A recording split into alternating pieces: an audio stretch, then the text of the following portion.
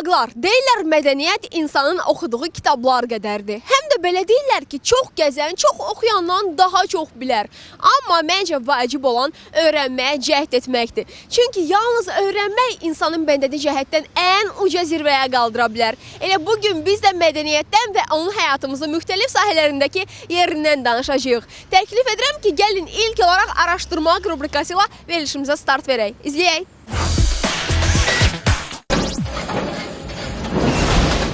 Xanımların gözəlliyində ən mühüm yer tutan saçlar hərdən bizə bir sıra problemlər də yaradır. Sən heç bilirsən mən saçlarıma nə qədər qulluq eləyirəm? Əminsən düzgün qulluq etdiyinə. Saçların qırılması, tökülməsi və yağlanması bir çox problemlərin yaranmasına səbəb əslində saçlara edilən yanlış qulluq olur. Saça qulluq edərkən düzgün şampun seçmək də önəmlidir. Xanımları bu sual çox narahat eləyir. Təbii şampun, yoxsa kimyəvi qatqılı şampun? Əlbəttə, hər kəs xeyirli olanı seçmək istəyər. Lakin saçdakı şampunların tərkibi nədən ibarətdir?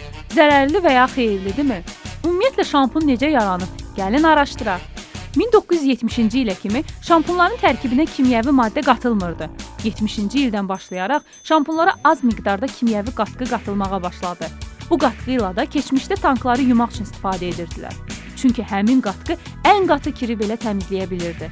İndi isə bu qatqılar o həddə çatıb ki, saç tökülməsi, dəri saç dibi problemləri və qaraciyər xəstəliklərinə səbəb olur. Sual verə bilərsiniz ki, şampunla qaraciyərin nə əlaqəsi var? Saç yuyularkən şampun bədənə tökülür. Dərinin tənəffüsü nəticəsində şampun zamanla orqanizmimizə daxil olur.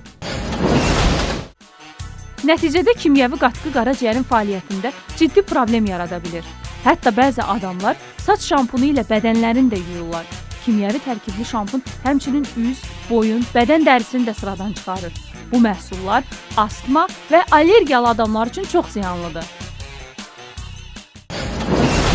Bütün şampunların üzərinə təbii tərkibli yazılsa da buna hər zaman inanmayın. Ona görə də təbii tərkibli şampunu necə müəyyən edəcəyimizi də araşdırdıq. Qabın arxasında tərkib yerində bio yazılıbsa, deməli bunlar üzərinə kimyəvi qatqı düsturu yazılmış şampunlardan yaxşıdır. Kimyəvi qatqılı məhsul almaq istəmirsinizsə, mütləq şampun qabının arxasında yazılan tərkibə diqqət edin. Əgər SLC yaxud SLC-E, yəni Sodium Lauryl Sulfate Extra yazısı varsa, demək kimyəvi qatqılıdır. Hətta qabın üzərində bitki şəkli olsa belə. Həmçinin kimyəvi şampunların tərkibinə süni bakteriya öldürücü olan paraben, saçları süni şəkildə parlaqlıq və həcm vermək üçün silikon, quru saçlar üçün nəmləndirici sulfat qatqısı da qatılır.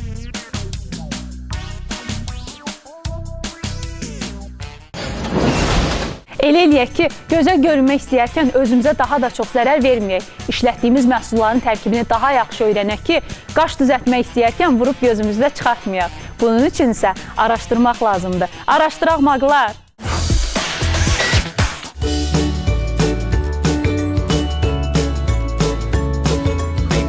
Mədəni insan olmaq həm də mədəni vətəndaş olmaqdır. Elə dostlarımız da bu hədəflə yola çıxaraq yeni bir layihə həyata keçirirlər. Təbii ki də MAQ olaraq bizim borcumuz onların yanında olmaqdır. Azəri Yurdlu Gənclər İctimai Birliyinin sədri Mirəli Məhmudov yanımdadır. Xoş gördük Mirəli. Necəsiz? Çox sağ olun.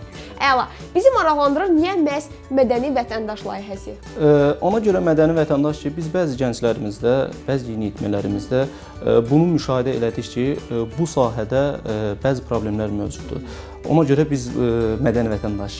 Hansı problemləri müşahidə elədiniz məsələn? Sizi ən narahat edən, məhz belə ad qoymağa vadar edən nə kimi bir problem daha çox sizi diqqətinizi cəlb etdi? Ən çox bizim diqqətimizi cəlb elədi ki, bəzi gənclərimiz parklarda, xiyabanlarda oraların çirkləndirilməsinə yönəlik bəzi işlər görürlər. Bundan əlavə, məsəl üçün, piyada keçidlərində gənclərimiz ictimai asayiş qaydalarını pozdular, piyada keçidlərindən istifadə etmədilər. Bu kimi işlər bizi buna ekologiyamızın qayğısına qalmaq istəyirsiniz, həmçinin yol polislərimizin işini asanlaşdırırsınız. Bəs onlarla əməkdaşlıq edəcəksinizmi layihə çərçivəsində? Layihə çərçivəsində piyada keçidlərində cərimələr tətbiq olunur. Bu həm qarşı tərəfə ziyandır, həm də ki sizi narahat edir. Layihə çərçivəsində ümumiyyətlə biz düşünmüşük ki, bunu belə deyək, təlimlər və seminarlar şəklində həyata keçirək. Yəni bir çox ali təhsil müəssisələrində, eləcə də elm ocaqlarında, məktəblərdə belə bu təlimləri, seminarları həyata keçirəcəyik. Və biz qənaətə gəlirik ki, düşünürük ki, bu layihəmizdən bir çox, təxmini 600-ə yaxın gəncin yaralanacağını düşünürük və ümid edirik ki, layihəmizdə həmin gənclərimizə öz töhfələrimizi verə biləcəyik. Mirəli, layihədə iştirak edən gəncləri nələr gözləyir tam olaraq? İlkin olaraq biz bu sahə üzrə belə deyək də, ən bacarıqlı insanları, yəni ekspertləri dəvət eləmişik. Belə ki, multikulturoloqlara biz müraciət eləmişik. Bu sahə üzrə onlar gəncləri maarifləndirəcəklər, təlimlər verəcəklər. Təxmini 8-ə yaxın təhsil müəssisəsində layihəmizin olacağı gözlənilir və bundan gənclər biz orada bəzi videoroliklər hazırlayacağıq, hansı ki bu problemlərə dair. Və təlimçilərimiz, ekspertlərimiz də öz fikir mübadilələrini tələbələrlə bölüşəcəklər, eləcə şagirdlərlə bölüşəcəklər. Əla. Bəs əməkdaşlıq etdiyiniz mütəxəssislər ki var, onlar kimlərdir? Bir neçəsini bizə sadalaya bilərsiniz?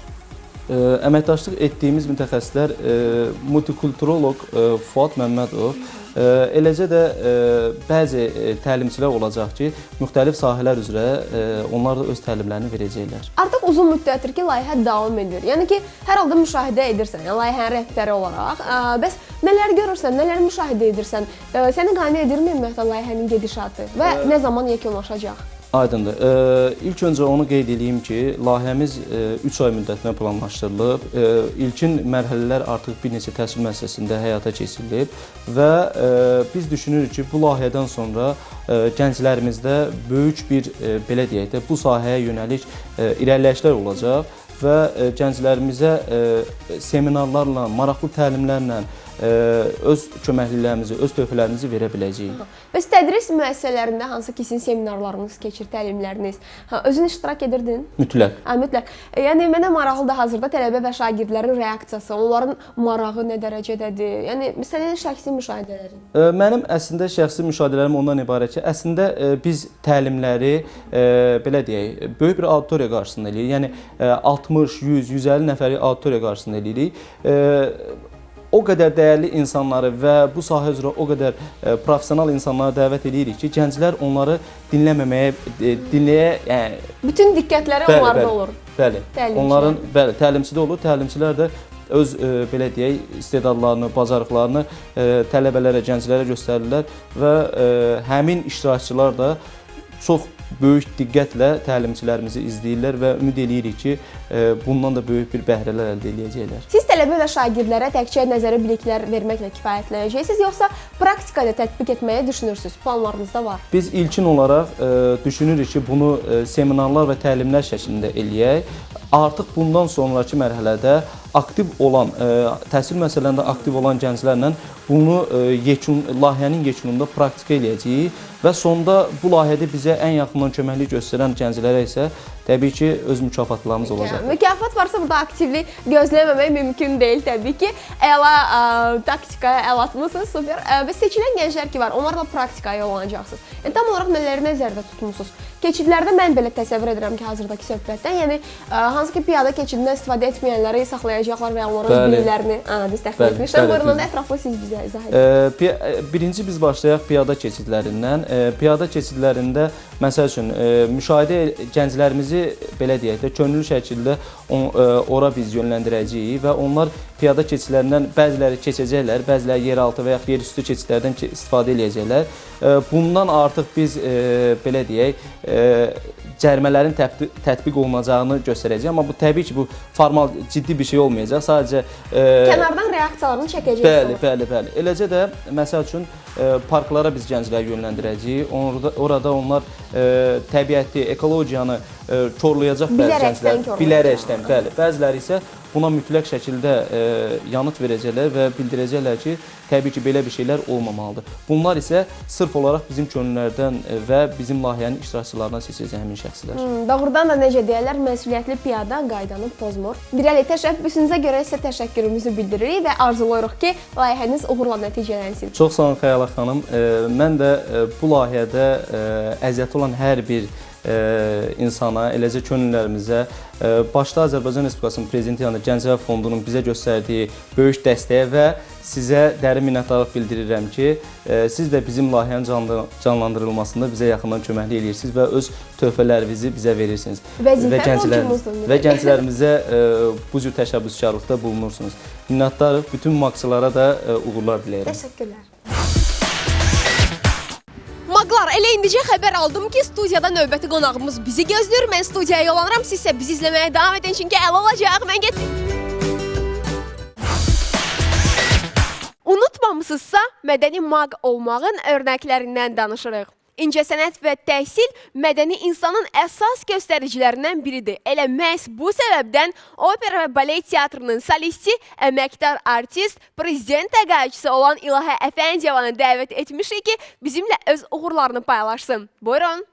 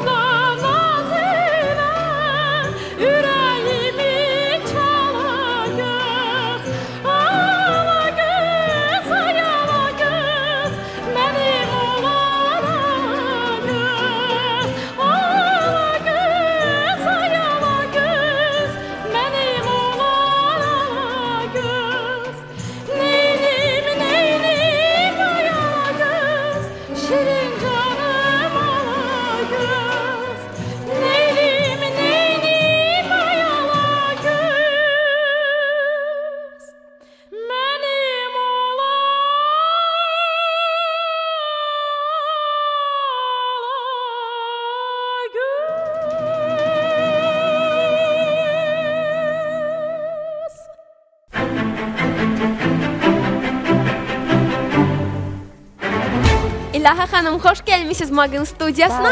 İstərdim ki, artıq sizi təqdim edəndə mən mövzumuzu bir daha açıqladım. Elə ona uyğun bir sual ünvanlayım. Belə ki, mədəni insan olmaqdan danışırıq. Sizə görə mədəniyyət nədir? Və hansı hallarda mədəniyyət özünü büruzə verməlidir? Sualınıza görə çox sağ olun. Mədəni insan, bilirsiniz, insanın daxili mədəniyyəti, onun tərbiyəsi, ailə tərbiyəsi, onun cəmiyyətdə olan tərbiyəsi, bunlar hamısı ümumiyyətlə insanda belə adlanır, mədəni insan. Bəli. Və əlbəttə ki, bunların, bu amillərin hərəsinin öz inkişafı, öz, belə deyək, fundamenti olmalıdır. Və əlbəttə ki, ən axırda bunların hamısı bir vəhdət təşkil edib insanda cəmləşməlidir. Mövzumuzla bağlı sualıma cavablandırdığınız üçün mən istərdim ki, sizin artıq yaradıcılığınıza keçid alın. Belə ki, məlumatım var ki, bu yaxınlarda elə xaricdən qayıtmısınız. Bəli. Nə kimi nə üçün getmişsiniz? Ümumiyyətlə, səfəriniz nə ilə bağlı idi və hansı tamaşalarda oynadınız? Çıxış etdiniz. Bilirsiniz, hər dəfə olduğu kimi bu dəfə də mən Azərbaycanımızı, vətənimizi təmsil edirdim. Azərbaycan musiqisini təbliğ edirdik və mən tək deyildim əlbəttə ki. Burada daha ayrı bir iştirakçılar da var idi və belə deyək, Qırğızstanın Bişkek şəhərində keçirilən böyük bir opera konserti, festivalı belə deyək keçirilirdi və Azərbaycandan da mən dəvət almışdım və belə deyək, xarici əcnəbi musiqilərlə yanaşı, əlbəttə ki, bizim milli musiqi səslənirdi orada. O da bir sevinç, mənim üçün bir böyük bir sevinc idi ki, onlar bizim milli musiqimizi eşitmək istədilər. Bəli, mən orada Avropa bəstəkarları əsərlərinin arasında əlbəttə ki, Azərbaycan bəstəkarının əsərlərini ifa etdim. Onlardan da biri Fikrət Əmirovun Sevil operasından Sevilin ariyası idi. Böyük məmnuniyyətlə ifa etdim.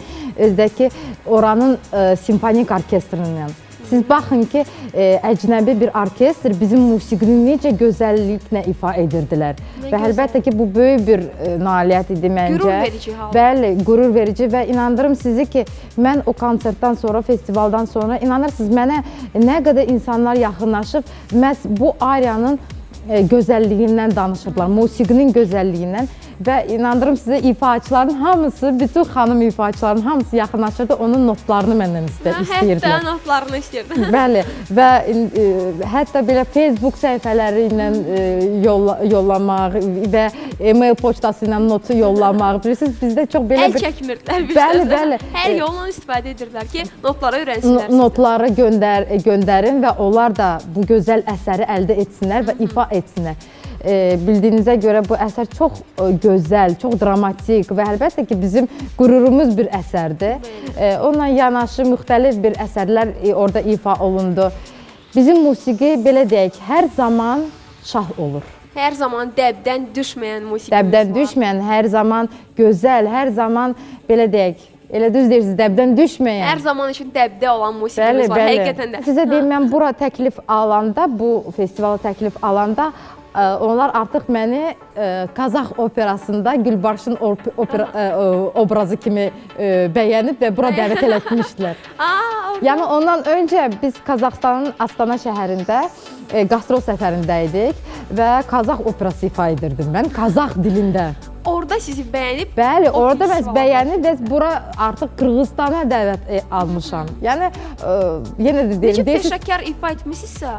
Bilirsiniz, bəlkə elə özləri kimi heç ayırd edə bilməyiblər ki. Çox xoşlarına gəldi, yəni ona görə, yəni ki, mən onu ifa edəndə, ifa etməmişdən öncə, mən onu dilçi ilə, yəni onu dilçi ilə işlədim, o teksti, o mətni, onun obrazın daxili dünyası, obrazın ümumiyyətcə onun tarixini, onun mədəniyyətini öyrənib, sonra isə ifaya keçirik. Yəni, bu böyük bir prosesdir. Böyük bir prosesdir, həmçinin bu bir mədəniyyətdir. 100%. Sizin mədəniyyətinizdən irəli gəlir ki, siz onların mədəniyyətini dərindən araşdırmışsınız, bu musiqinin tarixinə qədər gedib çıxmışsınız. Əsl peşəkar iş demək olar buna, afərin sizə. İndi isə istərdim ki, öyrənim, bu vaxta kimi hansı ölkələrdə olmuşsunuz? Valla, indi saymaq biraz çətin olar. Bir neçəsini sayın, hansı ki, ən yadda qalan səfərləriniz ən yadda qalan, əlbəttə ki,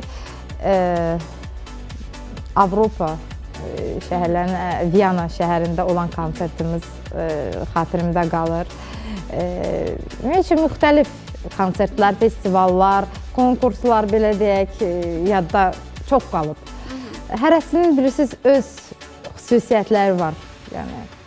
Avropa deyirlər, lakin mən istərdim ki, indi sizinlə birlikdə Avropa ilə Şərqin mədəniyyətini araşdıraq, müzakirə edək. Belə ki, deyilənlərə görə Avropaya mədəniyyət Şərqdən gedib. Lakin bugün Avropadakılar Şərqi bəyənmirlər. Necə, Avropanı gedib görənlər doğrudanmı belədir, İlahiyə xanım? Siz Avropanı gəzmiş bir xanım kimi, görmüş bir xanım kimi. Bizimlə fikirlərinizi bilirsiniz, Şərq ya Avropa, yəni indi bəzi ayrırlar belə deyək. Ancaq ki, bilirsiniz, hərəsinin öz yeri var. Yəni mən hansısa bir şərq ölkəsinə gedəndə onun bir ayrı bir mühitinə düşürəm və o mühitdə çalışıram özümü tapam.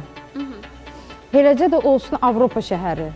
Avropa şəhəri, bilirsiniz, daha çox yeniliklər daha çoxdur Avropa şəhərlərində.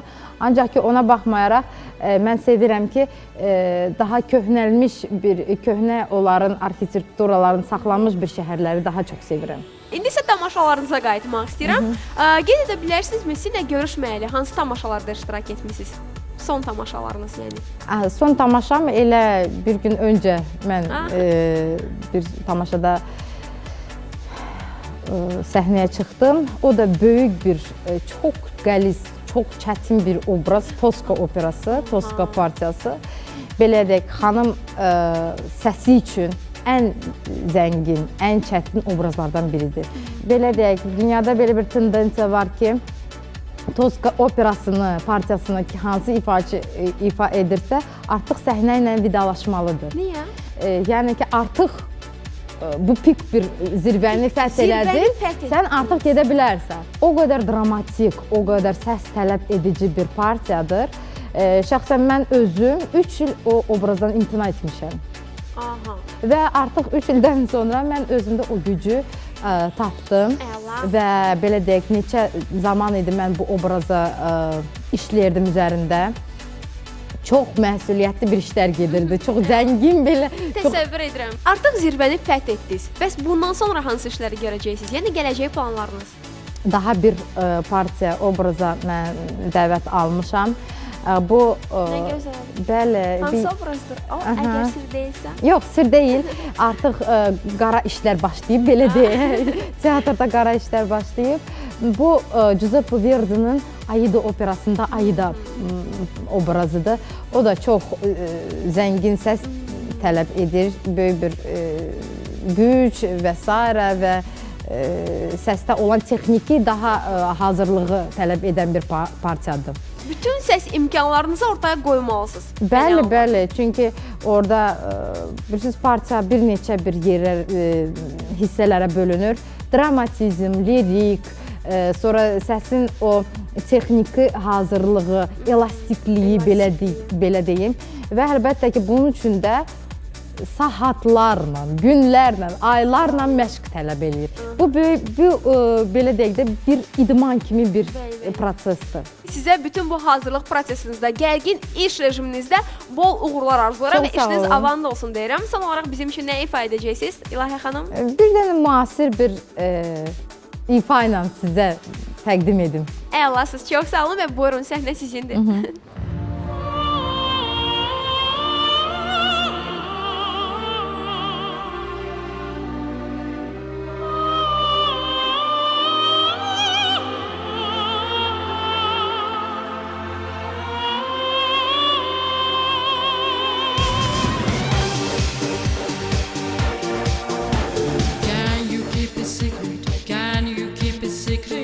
I'm in love with you. Can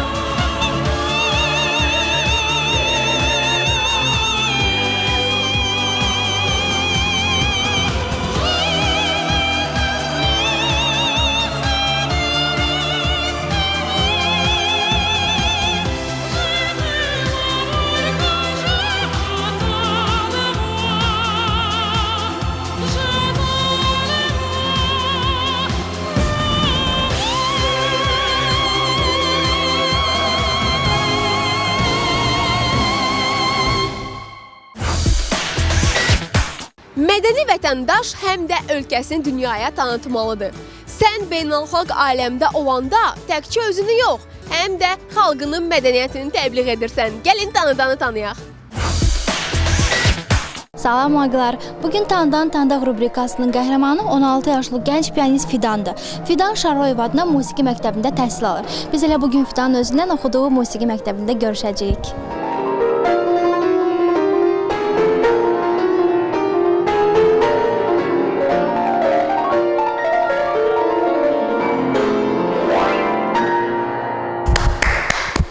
Əhsən Fidan. Fidan, fortepiano ümumiyyətlə həvəs səndə hardan yaranıb belə? Xalam musiqi müəllimidir, piano ilə məşğul olur, nəzəriyyədən dərs deyir. Uşaq vaxtı mənim musiqi ilə məşğul olmağımı istəmişdi və ailəmlə danışdı, musiqi məktəbinə qəbul olundu 1-ci sinifdən. Fidan, ilk ifa etdiyin əsər yadındadır, hansıydı? Bir də ki, neçə vaxt onu öyrənmişdin? 1-ci sinifdə, 2-ci yarım ilində artıq Ağabacı Rızayevanın kukla əsərini sərbəst ifa eləyirdim. 1-2 ay lazım olmuşdu. Fidan, biraz bizə nailiyyətlərin haqqında da danış. 3 il əvvəl ilk dəfə 2013-cü ilin mart ayında Estoniya Narva şəhərində Bax adına beynəlxalq konkursdan laureat olmuşam. 2 dənə Respublika festivalı, bir laureat, bir dənə diplomantam. Keçən il Üzeyir Hacıbəylinin 130 illiyinə həsr olunmuş Respublika festivalında laureat olmuşam. Yenə eyni ildə aprel ayında İslam dünyası gənc klassik musiqiçilərin repertuarında beynəlxalq müsabiqəsindən laureat olmuşam. Sonra isə eyni ilin may ayında Türkiyədə İstanbul şəhərində laureat adını qazanmışam. Azərbaycan bəstəkarlarından kimlərə qulaq asırsan? Ən çox belə sevdiyin bəstəkarlar hansılardır? Qara Qarayev, Tofiq Quliyev, Fikrət Əminov, Cahangir Zülfüqarov, Üzeyir Hacıbəyli. Fidan, çox sağ ol belə səmimi söhbətə görə. Sonda isə istəyərdik ki, nəsə ifa eləyəsən, biz də çox böyük məmnuniyyətlə qulaq asaq.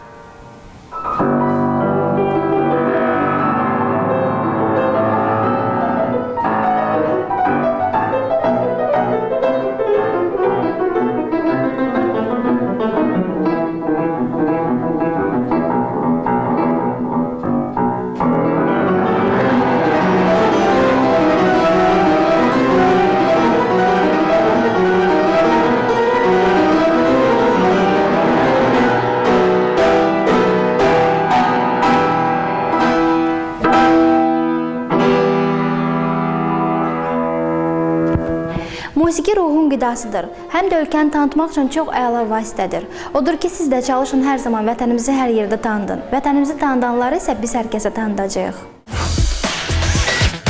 Maqlar, bugün çalışdığımız qədər mədəni olmağın incəliklərini müzakirə etdik.